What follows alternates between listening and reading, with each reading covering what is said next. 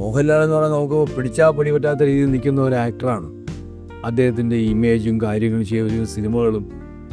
അപ്പോൾ അതുകൊണ്ട് എനിക്ക് ഇനിയൊരു അദ്ദേഹത്തെ വെച്ച് അത്തരത്തിലൊരു സിനിമ എനിക്ക് ചിന്തിക്കാൻ പറ്റുന്നില്ല. പൃഥ്വിരാജ് നല്ല വായനയും നല്ല ആലോചനയുള്ള നല്ല ബുദ്ധിയുള്ള ഒരു ചെറുപ്പക്കാരനാണ്, ആക്ടറാണ്. അയാളുടെ നല്ല ടെക്നീഷ്യനാണ്, ഒരുപാട് വായനയുള്ള ഒരുപാട് സിനിമ കാണുന്ന ആളാണ്. അപ്പോൾ അങ്ങനെയുള്ള ഒരാൾ ഒരു സിനിമയിൽ ചിലപ്പോൾ എന്തെങ്കിലും ഒരു സജഷൻ പറയും, നമുക്കത് ഇങ്ങനെ ചെയ്യാറ്. ജയറാമാണ് നായികൻ, കാവ്യ. ആ കഥ ഒരു ആവറേജ് കഥ. പക്ഷേ എനിക്ക് തോന്നി ആ സിനിമ ചെയ്താൽ എനിക്ക് കുറച്ച് കാശ് കിട്ടും. പക്ഷേ എനിക്കൊരു താല്പര്യം തോന്നിയില്ല. സത്യം. മോശപ്പെട്ട സംവിധാനമാണോ കമൽ? മോശപ്പെട്ട സംവിധാനമാണോ സി വി മലയിൽ? ആലോചിച്ച് നോക്കൂ. ഹരിഹര സാറ് മോശപ്പെട്ട സംവിധാനം, അത്രയും മട്ടയിൽ മോശപ്പെട്ട സംവിധാനം. വിജയനും ഒട്ടും മോശപ്പെട്ട സംവിധാനമല്ല. എൻ്റെ അതും പറയാം, അവരോട്ട് ഞാൻ കമ്പയർ ചെയ്യില്ല. അങ്ങനെ എന്തുകൊണ്ട് ഈ പറയുന്ന ആൾക്കാർക്ക് സി വി സാറിന് ഒരു ഡേറ്റ് കൊടുക്കാം, അല്ലെ കമൽ സാറിന് ഒരു പടം എന്ത് തോന്നാത്ത എന്താണ്? ഉയർന്ന ശമ്പളവും മികച്ച കരിയറുമാണോ നിങ്ങൾ ആഗ്രഹിക്കുന്നത്? Join Axions. Get trained, get placed. Cover story വന്നു. അതിൻ്റെ തിരക്കഥാകൃത്ത് ഇന്നത്തെ ഫെഫ്കയുടെ chairman B Unnikrishnan, joint secretary. അന്ന് അത്തരം അലങ്കാരങ്ങളൊന്നുമില്ല ബി ഉണ്ണികൃഷ്ണൻ എന്ന് പറയുന്നത്. ഞാൻ അലങ്കാര ഭാരങ്ങൾ, അതായത് ചെയർമാൻ, ഇങ്ങനെ ഫെഫ്കാഡ്, അങ്ങനെ ഒരു ടെൻഷൻ. പുള്ളി അന്ന് ഒരുപാട് കാര്യങ്ങൾ ചെയ്തിരുന്ന ആളാണ്, അധ്യാപകനാണ്. അതെ, പുള്ളി കമ്പ്യൂട്ടറൊക്കെ വന്ന സമയത്ത് പോലും അത്തരം കാര്യങ്ങൾ ഇത് ചെയ്തുകൊണ്ടിരുന്ന ആളാണ്. പിന്നെ പുള്ളി എഴുതുന്നുണ്ട്, പിന്നെ പത്രങ്ങളിലൊക്കെ എഴുതുന്ന ആളാണ്, മാഗസിനിലൊക്കെ. അങ്ങനെ ഞങ്ങൾ അദ്ദേഹത്തെ പരിചയപ്പെടുന്നത് ഇവിടെ ഒരു ഫിലിം ഫെസ്റ്റിവൽ ഉണ്ടായിരുന്നു എറണാകുളത്ത് ഫിലിം ഫെസ്റ്റിവലിൽ രാജീവ് കുമാറാണ്, ടി.കെ. രാജീവ് കുമാറാണ് അദ്ദേഹത്തെ ഞങ്ങൾ പരിചയപ്പെടുന്നത്. അങ്ങനെ ആ പരിചയത്തിൽപ്പെടുത്ത പുള്ളിയുടെ കയ്യിൽ കഥ ഉണ്ടെന്ന് പറഞ്ഞാൽ ട്രിവാൻഡ്രത്ത് വന്ന് ഞങ്ങൾ കഥ കേൾക്കി അവിടെ നിന്നാണ് ഈ കവർ സ്റ്റോറിലേക്ക് പോകുന്നത്. പക്ഷെ അതിനും ആ കഥ കേൾക്കുന്നതിന് മുമ്പ് തന്നെ ഉണ്ണിയുടെ വേറൊരു കഥ, അതൊരു നല്ല കഥയാണ്. ജയറാമിനോ ചെയ്യാൻ വേണ്ടി ഞാനും ഉണ്ണിയും കൂടെ രാജസേൻ്റെ പാലായിലുള്ള ലൊക്കേഷനിൽ പോയി ആ കഥ പറഞ്ഞതാണ്. നേരത്തെ ഒരു കഥ പറഞ്ഞിട്ടുണ്ടായിരുന്നു, അപ്പോൾ ഒരു ഹ്യൂമർ ഉണ്ടെങ്കിൽ ചെയ്യുമെന്ന് പറഞ്ഞിട്ടുണ്ടായിരുന്നത്. രണ്ടാമത് പോയി ഒരു കഥ പറഞ്ഞു, പുള്ളിക്ക് ഇഷ്ടപ്പെട്ടു. പുള്ളി കുറേ സജഷനൊക്കെ പറഞ്ഞു, നമുക്ക് ആ പാട്ട് നമുക്ക് പുറത്ത് എവിടെയെങ്കിലും എടുക്കാം, ആ പാട്ട് വളരെ മനോഹരമായിരിക്കും, പിന്നെ ഒരുപാട് സജഷനൊക്കെ പറഞ്ഞായിരുന്നു. അതെല്ലാം കഴിഞ്ഞിട്ട് ഞങ്ങളെ റൂമിൽ നിന്ന് പുള്ളി യാത്രയാക്കി. രാത്രിയാണ് ഞങ്ങളവിടെ ഞാൻ ഉണ്ണിയും കൂടെ ഇറങ്ങി. ഇറങ്ങിയതിന് ശേഷം എനിക്കൊരു എവിടെയോ ഒരു ഉൾവിളി എന്ന് പറഞ്ഞ പോലെ ഞാൻ പതുക്കെ രണ്ടാമത് വീണ്ടും കതക് തട്ടി അകത്ത് കയറി. ഞാൻ ചോദിച്ചു, ജയറാം, നമ്മൾ നാളെ ഒന്നും ഷൂട്ടിംഗ് വെച്ചിട്ടില്ല, ഈ സബ്ജക്റ്റ് നിങ്ങൾക്ക് സ്ക്രിപ്റ്റ് കഥ ഇഷ്ടപ്പെട്ടോ? പിന്നെ ഇഷ്ടപ്പെട്ടു എന്ന് പറഞ്ഞു. അപ്പം ഞാൻ ചോദിക്കാൻ കാര്യം, ഈ പുള്ളി കേട്ടിട്ടങ്ങനെ പറയുന്ന ഇതുണ്ടെന്ന് എനിക്കറിയാം, അതുകൊണ്ട് ഉറപ്പിക്കാമല്ലോ. അങ്ങനെയാണ് ഞാൻ വീണ്ടും കയറി ചോദിച്ചു. ഇറങ്ങി വന്നു. പിറ്റേ ദിവസം രാവിലെ പുള്ളി വിളിച്ചു പറഞ്ഞു, നമുക്ക് അതൊന്നും മാറ്റിയാലോ എന്ന് ചോദിച്ചു. ഞാൻ പറഞ്ഞതല്ലേ ഇന്നലെ ഞാൻ ചോദിച്ചത്. അപ്പം അങ്ങനെയല്ല, അവർക്ക് ചിലപ്പോൾ അത് ആദ്യം കേൾക്കുമ്പോൾ അവർക്ക് തോന്നും, പിന്നെ ഒന്ന് ആലോചിക്കുമ്പോൾ അല്ല അത് പോരാ തോന്നും. അതിപ്പോഴും തോന്നുമല്ലോ, അല്ലേ? അതെ, തീർച്ചയായും. അതുകൊണ്ട് അദ്ദേഹത്തോട് ഇഷ്ടക്കുറവൊന്നുമില്ല. എന്തിനിഷ്ടക്കുറവ് നമ്മൾ എന്തിനു കാണിക്കണം? ഒരാവശ്യമില്ല. ഓരോരോ ആൾക്കാർ ഒരു പൊസിഷനിൽ വരുമ്പോൾ അവർക്ക് ചെയ്യാവുന്ന നല്ലതും നല്ലതല്ലാത്തതുമായ കാര്യങ്ങൾ അവർ ചെയ്യും. അതെ അതെ, അത് നമുക്കത് തെറ്റായിട്ട് കഴിഞ്ഞ് അത് തെറ്റും ശരിയെന്നുള്ളതല്ല. അവർക്ക് നമുക്ക് തെറ്റായിട്ട് തോന്നും, പക്ഷെ അവർക്കത് ശരിയായിട്ടാണ് തോന്നുന്നത്. അതുകൊണ്ടാണല്ലോ അവർ ചെയ്യുന്നത്. തെറ്റായിട്ട് അവർക്ക് തോന്നിയെങ്കിൽ അവർ ചെയ്യില്ലല്ലോ. അപ്പോൾ ഓരോരുത്തരും വരുമ്പോൾ നമുക്ക് തോന്നും, ഇതിപ്പോൾ കുറേ കാലം നമുക്ക് ഇവിടെ ഇങ്ങനെ ഇരിക്കാം എന്ന് വിചാരിച്ചാണ് പല ആൾക്കാരും വരുന്നത്. ഞാനും അങ്ങനെ വന്നേ, ഒരുപാട് ആഗ്രഹങ്ങളും ഭയങ്കര സംഭവമാണ് ഞാൻ സംഭവത്തിൽ വന്നേ. എല്ലാവരും അങ്ങനെ വരും, സിനിമ വരുന്നവർ എല്ലാവരും അങ്ങനെയാണ് വരുന്നത്. അല്ല, സിനിമയിൽ വരുമ്പോൾ ഞാൻ ഒന്നുമല്ലാതെ ആയി പോകുന്ന ആരെങ്കിലും വരുമോ? രഞ്ജിത്തിൻ്റെ സിനിമ കഴിഞ്ഞിട്ട് അടുത്തൊരു സിനിമ ചെയ്യാൻ എന്നെ വിളിക്കുന്നത് മണിസാറാണ്, അരോ മണിസാർ. അപ്പോൾ മണിസാർ പറഞ്ഞ ഒരു കഥ അദ്ദേഹം പറഞ്ഞിട്ട് ഒരാൾ പിന്നെ എറണാകുളത്ത് IMCയിൽ ഒരു ആൾ ഒരു കഥ പറഞ്ഞു. അതിൽ ജയറാമാണ് നായകൻ, കാവ്യ. ആ കഥ ഒരു ആവറേജ് കഥ. പക്ഷെ എനിക്ക് തോന്നി ആ സിനിമ ചെയ്താൽ എനിക്ക് കുറച്ച് കാശ് കിട്ടും. പക്ഷെ എനിക്കൊരു താല്പര്യം തോന്നിയില്ല, സത്യം. അപ്പോൾ നോക്കുന്ന ഒരു സിനിമയൊന്നും ചെയ്തു കൊടുത്താൽ ഇയാൾ മറ്റു കാര്യങ്ങളൊക്കെ അറിയണമെങ്കിൽ സിനിമ അറിയാവുന്നുള്ളൊരു നിർമ്മാതാവ് അദ്ദേഹം തന്നെ ഡിസ്ട്രിബ്യൂട്ടർ അത് ചെയ്തു കൊടുത്താൽ പോയാൽ എനിക്ക് തോന്നുന്നു. പക്ഷെ എനിക്ക് ചെയ്യാൻ തോന്നുന്നില്ല, എനിക്ക് ചെയ്യാൻ തോന്നിയില്ല. ഒരു എന്ത് ജോലി ചെയ്താലും നിങ്ങളുടെ മനസ്സ് അതിനകത്തുണ്ടാകും. ഞാനൊരു സ്റ്റേജ് ഷോയ്ക്ക് കൊടുക്കുന്ന മനസ്സ് പോലും എനിക്ക് ഈ സിനിമയ്ക്ക് കൊടുക്കാൻ പറ്റിയില്ലെങ്കിൽ ഞാൻ എങ്ങനെയാണ് ചെയ്യുന്നത്? എനിക്ക് കാശ് ആവശ്യമുണ്ട് ജീവിക്കാൻ, എല്ലാവർക്കും ജീവിക്കാൻ കാശ് ആവശ്യമില്ലേ? അപ്പം എന്തെങ്കിലും ചെയ്തിട്ട് ഇതുണ്ട് പറ്റുന്നില്ല എന്നുള്ളതാണ്. അതാണ് ഞാൻ പറഞ്ഞത്, ഈ സിനിമയ്ക്കൊരു സ്വഭാവമുണ്ട്, അതുമായിട്ട് പോകാൻ പറ്റില്ല എന്ന് പറയുന്നതൊക്കെ ഇതിനെ ബാധിക്കുന്നതാണ്. അല്ല, അതുകൊണ്ടാണ് ഈ കാലവർഷങ്ങൾ, അതായത് 2002 വർഷങ്ങൾക്ക് ശേഷമാണ് കവർ സ്റ്റോറിക്ക് ശേഷം ഈ ചെയ്യുന്നത്. അതിന് ശേഷം വന്ന സിനിമകളൊന്നും എനിക്ക് ഒരിക്കലും നമ്മൾ അങ്ങനെ എന്തെങ്കിലും തരത്തിൽ നമ്മളെ അങ്ങനെ ഒരു മോഹിപ്പിക്കുന്ന അല്ലെങ്കിൽ ഇഷ്ടപ്പെടുന്ന അത് എന്നെ കാരണം ഇത് ചെയ്താൽ ജനങ്ങൾ എങ്ങനെ എടുക്കും എന്നുള്ളതിനെക്കുറിച്ച് ഞാൻ ബോധവാനാണ്. അതെ. അപ്പോൾ ചോദിക്കും, നിങ്ങൾ എടുത്ത സിനിമകളൊക്കെ ജനങ്ങൾ എടുത്തോ? അങ്ങനെ ചോദ്യം സ്വാഭാവികമായിട്ടും. പക്ഷേ എനിക്കൊരു വിശ്വാസമുണ്ട് ജനങ്ങൾ എടുക്കുമെന്ന്. ഞാൻ ചെയ്ത സിനിമകൾ പൊട്ട സിനിമകളൊന്നും ഞാൻ എടുത്തിട്ടില്ല എന്ന് എനിക്ക് വിശ്വാസം. 100% അത് ചരിത്രം എന്ന് പറഞ്ഞ സിനിമയായാലും അതിൻ്റേതായ ഒരു ഇതുള്ള സിനിമയാണ്.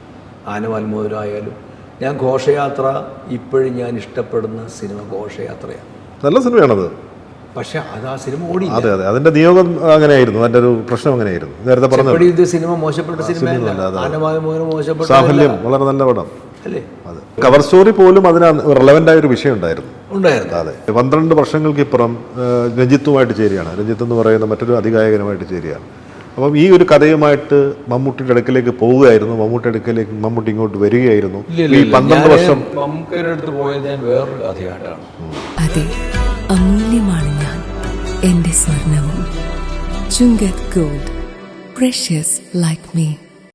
വേറെ ഇവിടെയുള്ള ഒരു ബാലു എന്ന് പറഞ്ഞ എൻ്റെ ഒരു സുഹൃത്തിനെ കൊണ്ട് ഒരു കഥ പറഞ്ഞു. അത് സ്ക്രിപ്റ്റാക്കി ഞങ്ങളോട് വായിച്ചു നോക്കി.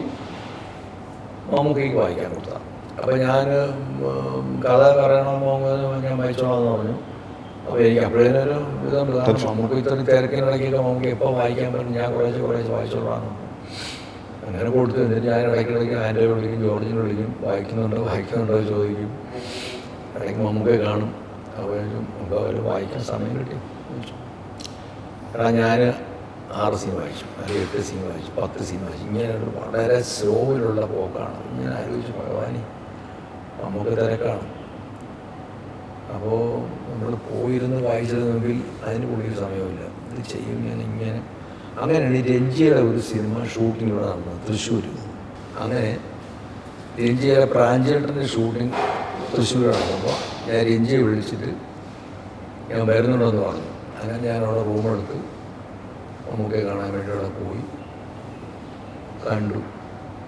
ഞാൻ ചോദിച്ചു, മമ്മൂക്ക അത് വായിച്ചോന്ന് ചോദിച്ചു. അപ്പം എന്നോട് പറഞ്ഞു, അത് ഞാൻ ചെയ്താൽ ശരിയാവില്ല.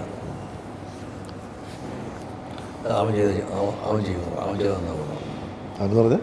അവനെന്ന് പറഞ്ഞാൽ ലാലു എന്നാ പറഞ്ഞു.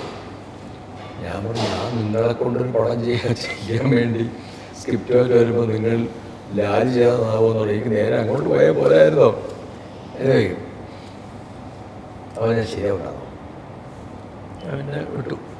അങ്ങനെ ഞാനിങ്ങനെ അവിടെ ലളിതാല അക്കാദമിയുടെ താഴെ ഇങ്ങനെ വിഷമിച്ചിരിക്കുകയാണ്. എന്താ ചെയ്യേണ്ടത് ഞാൻ ആലോചിച്ചിരിക്കുകയാണ്, എന്താണ് ചെയ്യേണ്ടത്. അപ്പോൾ സുരേഷ് മദ്രാസിൽ നിന്ന് വിളിക്കാം. അപകടം വരുന്ന സന്ദർഭങ്ങളിലല്ലേ അവൻ വിളിയുണ്ടാവില്ലേ? അപ്പോൾ അവൻ വേറെ എന്തൊരു കാര്യത്തിന് വിളിച്ചു കഴിഞ്ഞാൽ നീ എവിടെ? ഞാൻ പറഞ്ഞു, ഞാൻ തൃശ്ശൂർ എവിടെ? നിനക്കെന്ത് പണി ഇവിടെ തൃശ്ശൂർ?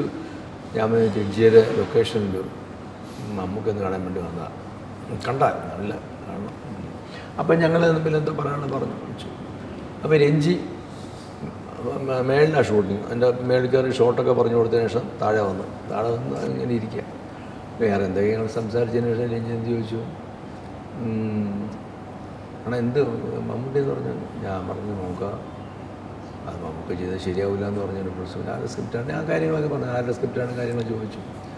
എന്നിട്ട് രഞ്ജിനോട് കുറേ നേരം ഞാൻ ആലോചിച്ചിട്ടുണ്ടെങ്കിൽ ചോദിച്ചു, അണ്ണാ ഈ സ്ക്രിപ്റ്റ് ഞാൻ എഴുതട്ടെ എന്ന് ചോദിച്ചു. ഞാൻ പറഞ്ഞു പിന്നെന്താ, സെയിം കഥ തന്നെ അല്ല വേറെ സ്ക്രിപ്റ്റ് ഞാൻ എഴുതാം, മമ്മൂക്കയ്ക്ക് സ്ക്രിപ്റ്റ് ഞാൻ എഴുതട്ടെ. ഞാൻ പറഞ്ഞു 100 പ്രാവശ്യം. ആ സിനിമ അവിടെ ഓണായി. ഒറ്റ വാക്കിൽ ഞാൻ രഞ്ജിയോട് ഒരു സ്ക്രിപ്റ്റ് എഴുതാൻ പറഞ്ഞിട്ടില്ല, മുമ്പ് പറഞ്ഞിട്ടില്ല. ഞാൻ ചോദിച്ചത് കാരണം രഞ്ജിത്തിന് എനിക്ക് അതിന് മുമ്പ് വർഷങ്ങളായിട്ട് അറിയാം. രഞ്ജി സ്കൂൾ ഓഫ് ഡ്രാമയിൽ നിന്ന് പഠനമെല്ലാം കഴിഞ്ഞ് അദ്ദേഹവും സുഹൃത്തുക്കളും ട്രിവാൻഡ്രത്തുണ്ടായിരുന്നു. VR ഗോവിന്ദരാജ സിനിമ കഴിഞ്ഞു. എനിക്ക് ആ കാലങ്ങളിൽ രഞ്ജി അറിയാം, നല്ല സൗഹൃദമാണ്. പിന്നെ രഞ്ജിത്ത് അയാളുടെ പരിശ്രമവും കഴിവും കൊണ്ട് തന്നെ അയാൾ ഒരുപാട് സ്ക്രിപ്റ്റുകൾ എഴുതി, സൂപ്പർ ഹിറ്റുകളുണ്ടാക്കി, സംവിധായകനായി. അപ്പോഴൊന്നും ഞാൻ രഞ്ജിയുടെ അടുത്ത് പോയി എനിക്കൊരു സ്ക്രിപ്റ്റ് എഴുതി തന്നു ഞാൻ പറഞ്ഞിട്ടില്ല. അതൊരു പ്രോജക്റ്റ് അവർ പോയിട്ടില്ല, ഒരു പ്രോജക്റ്റ് ചെയ്യലാണ്, ഞാൻ പോയിട്ടില്ല. അവരാണ് രഞ്ജിയോട് ഞാൻ എഴുതാന്ന് പറഞ്ഞു. അങ്ങനെയാണ് വൺലൈൻ പറഞ്ഞിരുന്നു, വൺലൈൻ ഒന്നും പറഞ്ഞില്ല, ഒന്നും ഇതിന് മമ്മൂക്കയ്ക്ക് സ്ക്രിപ്റ്റ് ഞാൻ എഴുതാന്ന് പറഞ്ഞു. അത്രേ പറഞ്ഞു. എപ്പോഴാണ് ഒരു വൺലൈൻ പറഞ്ഞത്? അതിനുശേഷം ഞങ്ങൾ 2-3 വിഷയങ്ങൾ സംസാരിച്ചു. അത് 2-3 കഥകൾ ആലോചിച്ചിട്ട് വിട്ടതിന് ശേഷം മൂന്നാമത്തെ 4-ാമത്തെ കഥയാണ് ഈ പറഞ്ഞ ബാബുട്ടിയുടെ നാമത്തിൽ. അത് നല്ല സ്ക്രിപ്റ്റായിരുന്നു, നല്ല രസമായിട്ട് തോന്നിയത്. നരേറ്റ് ആദ്യം ഒരു ചെറുതായിട്ട് പറയുമ്പോഴേ നല്ല രസമായിരുന്നു. അതിനകത്ത് നമുക്ക് ഒരു ചുമ്മാ കഥ അതിന് ഏകദേശം പറഞ്ഞു വരുമ്പോഴേ അറിയാം അതിനകത്ത് എന്തൊക്കെയോ ഉണ്ടെന്ന് നമുക്ക് അറിയാം. വളരെ ഡൗൺ ടു എർത്തായിട്ടൊരു ക്യാരക്ടറില്ല. ആ ക്യാരക്ടർക്ക് ഭയങ്കര രസമുള്ള ക്യാരക്ടറാണ്. പലപോലെ എല്ലാവരും കമ്മ്യൂണിക്കേറ്റ് ചെയ്യാൻ കഥാപാത്രമല്ലേ. അല്ല, ഈ ഒരു നീണ്ട വർഷം ഈ ചരിത്രമൊക്കെ കഴിഞ്ഞിട്ട് മമ്മൂട്ടിയെ പോലൊരു അന്ന് അദ്ദേഹം ഭയങ്കര സൂപ്പർ സ്റ്റാർഡങ്ങളുടെ മുകളിൽ നിൽക്കുന്ന ഒരാളാണ്. GS വിജയനെ പോലെ സംവിധാനത്തിന് വേണമെങ്കിൽ നോ പറയാം. അദ്ദേഹത്തിൻ്റെ സാധ്യതകൾ വെച്ചിട്ട്, അദ്ദേഹത്തിൻ്റെ ഒരു ഇതൊക്കെ വെച്ചിട്ട് ഒന്നും പറയാതെ വരൂ നമുക്ക് ഇരിക്കാം എന്ന് കഥ കേൾക്കാൻ എടുക്കുന്നൊരു താല്പര്യം, രഞ്ജിത്ത് കഥ പറയുമ്പോൾ അതിനോട് എടുക്കുന്ന താല്പര്യം, അന്നും ഇന്നും മമ്മൂട്ടി എന്ന് പറയുന്ന നടനോടുള്ള ആ ഇഷ്ടം അങ്ങനെ തന്നെ നിൽപ്പുണ്ടോ? ഭയങ്കര സ്നേഹവും ബഹുമാനവും. കാരണം ആദ്യ സിനിമ ചെയ്യാൻ അദ്ദേഹം വന്നു, സിനിമ ചെയ്തു. രണ്ടാമത് സിനിമ ചെയ്യാൻ വേണ്ടി പല പ്രാവശ്യം പോയി, പലതും നടന്നില്ല. അത് പല കാരണങ്ങളുണ്ട്. വേറെ നല്ല എനിക്ക് എൻ്റെ മിസ്റ്റേക്ക് ആയിരിക്കില്ല. കാരണം എനിക്ക് ഞാൻ ഈ സിനിമയുടെ സ്വഭാവം എൻ്റെ സ്വഭാവം എന്നുള്ള ഇത് ഞാൻ പറയാൻ കാര്യം എന്ന് പറഞ്ഞാൽ ഇതിൻ്റെ പുറകെ നടക്കണം. അത് അവർ നമ്മളെ വിജയം രാവിലെ നടന്നില്ല, അവിടെ ഇവരോ നടത്തിക്കാം എന്ന് പറഞ്ഞിട്ടല്ലല്ലോ. അപ്പം അവരുടെ പിന്നെ തിരക്കും വെച്ചിട്ട് നീ അവിടെ വാങ്ങി ഇവിടെ വാന്ന് പറയുക എന്ന് പറഞ്ഞാൽ നമ്മൾ അവിടെ പോവുക ഇവിടെ പോവുക എന്നുള്ള അങ്ങനെ പ്രോജക്റ്റ് ഉണ്ടാക്കിയെടുക്കും. സിനിമയിൽ എപ്പോഴും സിനിമകളിൽ എല്ലാ പിന്നെ ഭാഷകളിലും സിനിമ സംഭവിക്കുന്നത് അങ്ങനെ തന്നെയാണ്. അല്ലാതെ സിനിമ വരുമല്ലോ. ഇതെല്ലാം കൂടെ പലയിടത്തും കിടക്കുന്ന എല്ലാം കൂടെ ഏകോപിച്ചുകൊണ്ട് ഒരിടത്തും കൊണ്ട് ഷൂട്ട് ചെയ്യാൻ പറ്റുള്ളൂ. അപ്പൊ അത്തരത്തിൽ അദ്ദേഹം പലപ്പോഴും കാണാൻ പോയിട്ടുണ്ട്, അത് സംസാരിച്ചു. തീർച്ചയായിട്ടും അത് നമുക്ക് ഇപ്പൊ ഈ പറഞ്ഞ ബാബുട്ടിയുടെ നാമത്തിൽ കഴിഞ്ഞതിന് ശേഷം ഒരു പടം ഞങ്ങൾ പ്ലാൻ ചെയ്തതാണ്. രഞ്ജിയെ എഴുതാൻ വേണ്ടി പ്ലാൻ ചെയ്തതാണ്. ആ സമയത്ത് നമുക്ക് വേറൊരു സിനിമ വന്നു, രഞ്ജിക്ക് വേറൊരു സിനിമ, അത് അങ്ങനെ മാറിപ്പോയി. ഇപ്പോഴും സ്നേഹമുണ്ട്, ആ സ്നേഹം തീർച്ചയായിട്ടും. അതിന് സൗഹൃദത്തിനോ സ്നേഹത്തിനോ അതിനൊന്നും യാതൊരു ഇതുമില്ല. ഇനിയൊരു ലാൽ സിനിമ സംഭവിക്കുമോ? ഇനിയൊരു ലാൽ സിനിമ സംഭവിക്കുമെന്നോ സംശയമാണ് എനിക്ക്. അപ്പോൾ പറയും ഇത് ഞാൻ വേറൊരാളോട് പറഞ്ഞു നിങ്ങൾ പോസിറ്റീവായിട്ട് കാണാം. കാരണം അങ്ങനെയല്ലേ, പോസിറ്റീവായിട്ട് കാണേണ്ടതിനെ പോസിറ്റീവായിട്ട് കാണാം. മോഹൻലാൽ എന്ന് പറഞ്ഞാൽ നമുക്ക് പിടിച്ചാൽ പിടി പറ്റാത്ത രീതിയിൽ നിൽക്കുന്ന ഒരു ആക്ടറാണ്. അദ്ദേഹത്തിൻ്റെ ഇമേജും കാര്യങ്ങളും ചെയ്ത സിനിമകളും. അപ്പോൾ അതുകൊണ്ട് എനിക്ക് ഇനിയൊരു അദ്ദേഹത്തെ വെച്ച് അത്തരത്തിലുള്ള സിനിമ എനിക്ക് ചിന്തിക്കാൻ പറ്റുന്നില്ല. അദ്ദേഹം സഹകരിച്ചാൽ നമുക്കൊരു സിനിമ ചെയ്യാൻ പറ്റും. പക്ഷേ ഇതുപോലെ വളരെ ബ്രഹ്മാണ്ഡമായ സിനിമകൾ നമ്മൾ അദ്ദേഹം ചെയ്തു ചെയ്യാൻ പറ്റും. നേരത്തെ മമ്മൂക്കടുത്ത് സംസാരിച്ചപ്പോൾ നീ അവൻ ചെയ്താൽ നന്നാവെന്ന് പറഞ്ഞൊരു സിനിമയുണ്ട്, അതിപ്പോൾ അദ്ദേഹത്തിനെ കൊണ്ട് ചെയ്യാൻ പറ്റുമോ? അത് ചെയ്യാൻ പറ്റുന്നത്. അപ്പോൾ പിന്നെ ഒന്ന് സംസാരിച്ചിട്ട്, പഴയ സുഹൃത്തല്ലേ, ഇപ്പോഴും ആത്മബന്ധമുള്ള ആളല്ലേ? രഞ്ജിത്തുമായിട്ട് എനിക്ക് നല്ല ആത്മബന്ധം സുഹൃത്തുമായിരുന്നു. ഞാൻ അയാൾ വലിയ നിലയിലിരിക്കുന്ന സമയത്ത് ഞാൻ അദ്ദേഹത്തെ കൊണ്ട് ചെയ്യാൻ പോയിട്ടില്ലല്ലോ.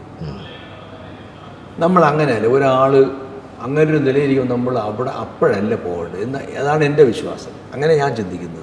ഒരാൾ നല്ല നിലയിരിക്കുന്നു, അതെന്താണ്? നല്ല നിലയിരിക്കുന്ന ആളിന് എന്നെ അറിയില്ലേ? അതെ അതെ അതെ അതെ. അങ്ങനെ ഒരു ഇതില്ലേ?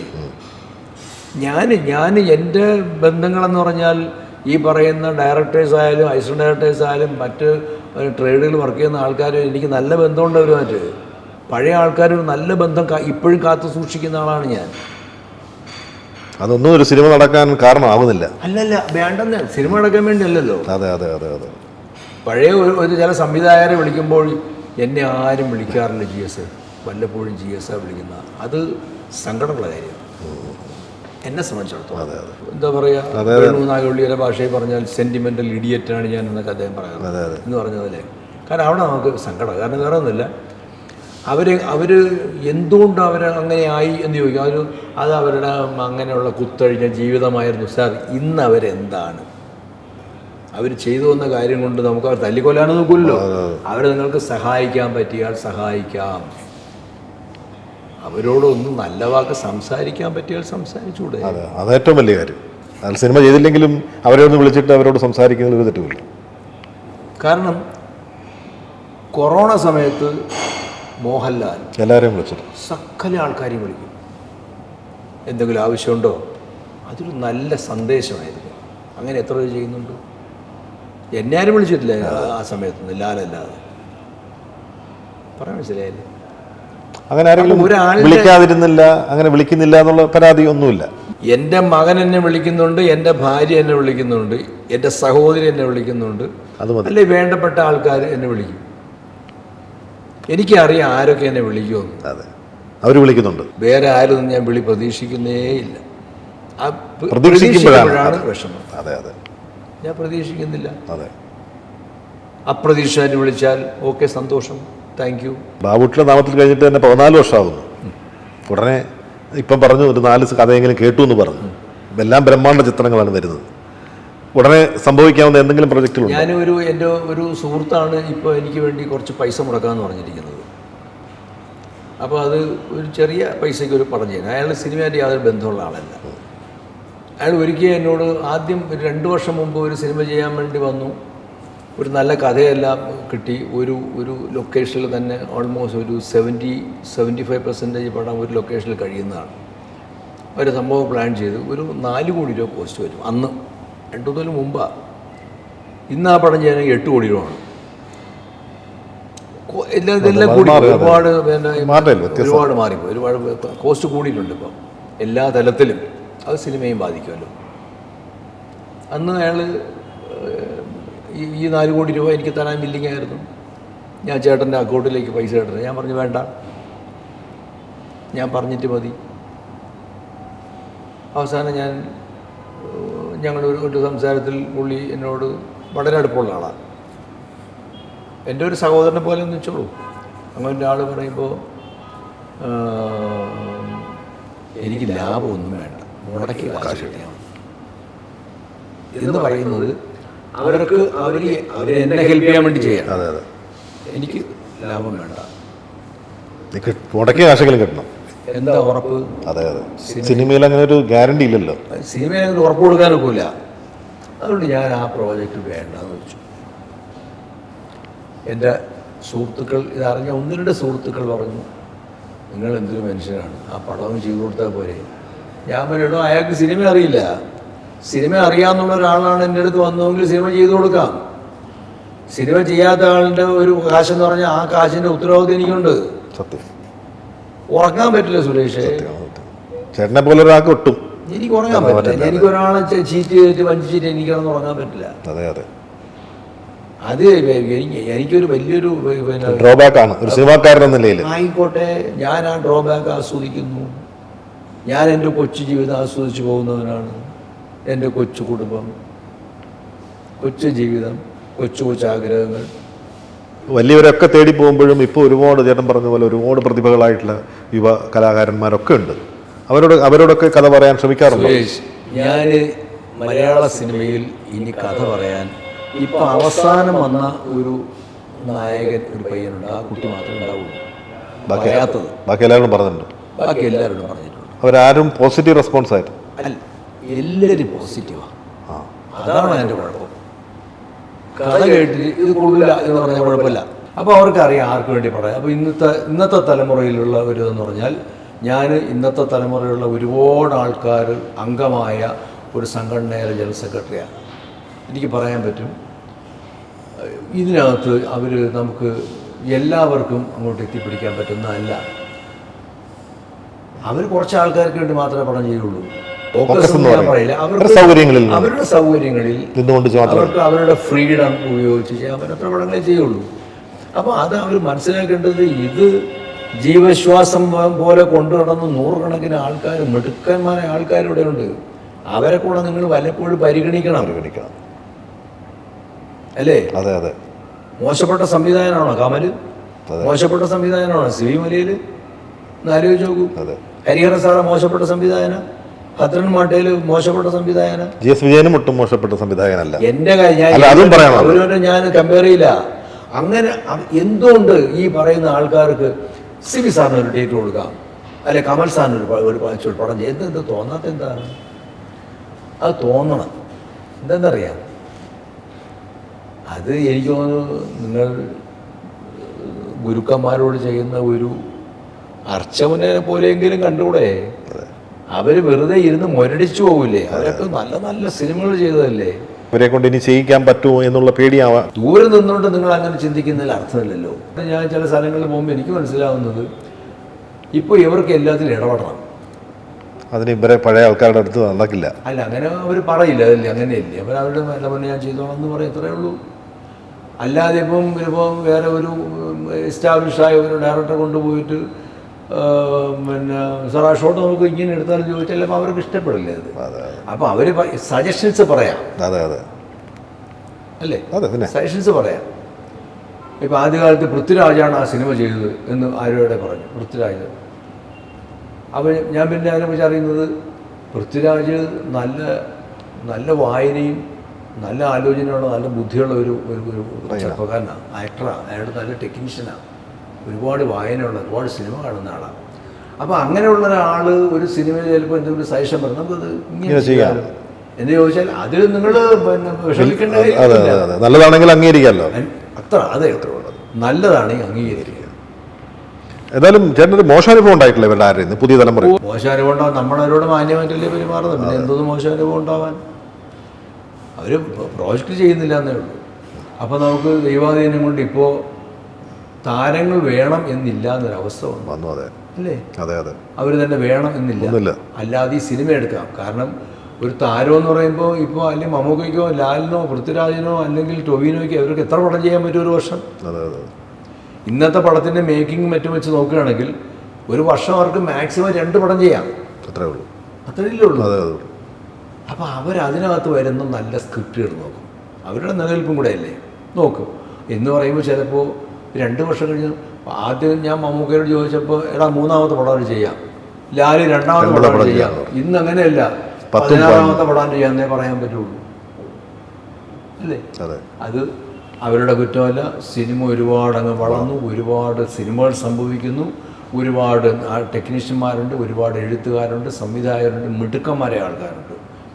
നമ്മൾ ഇന്നത്തെ കാലത്തിന് ആവശ്യമുള്ള രീതിയിലുള്ള സ്ക്രിപ്റ്റ് എഴുതിയ ആൾക്കാർ വരുന്നുണ്ട്. പുതിയ സ്ക്രിപ്റ്റുകൾ, പുതിയ ആലോചനകൾ. അപ്പോൾ അതുകൊണ്ട് കുറേയൊക്കെ അങ്ങനെ പോവും. താങ്കളെ പോലെ സിനിമ അറിഞ്ഞ, സിനിമ ആഴത്തിൽ പഠിച്ച, ഈ പറഞ്ഞ അതിൻ്റെ പ്രൊഡ്യൂസറെ വരെ ഒരു നഷ്ടമുണ്ടാകരുതെന്ന് അധമ്യമായ ആഗ്രഹമുള്ള ഒരുപാട് സിനിമകൾ വേണമെങ്കിൽ ചെയ്യാമായിരുന്നു ഈ കാലഘട്ടത്തിനിടയിൽ. എത്ര സിനിമകൾ വേണമെങ്കിലും ചേട്ടനെ സംബന്ധിച്ചോളം ചേട്ടൻ്റെ സൗഹൃദങ്ങൾ കൊണ്ട്, ഒരുപക്ഷെ സംഘടനയുടെ ബന്ധങ്ങൾ കൊണ്ടൊക്കെ ചേട്ടന് വേണമെങ്കിൽ സാധിക്കാമായിരുന്നു. പക്ഷെ അവിടെ ഒന്നും അതിന് ഇടപെടാതെ ഒരു നല്ല കലാകൃതയുള്ള ഒരാളായി നിൽക്കുന്നു. അതൊരു വലിയ ഒരു ഗുണമാണ്, എല്ലാവർക്കും ഉണ്ടാകാത്തൊരു ഗുണമാണ്.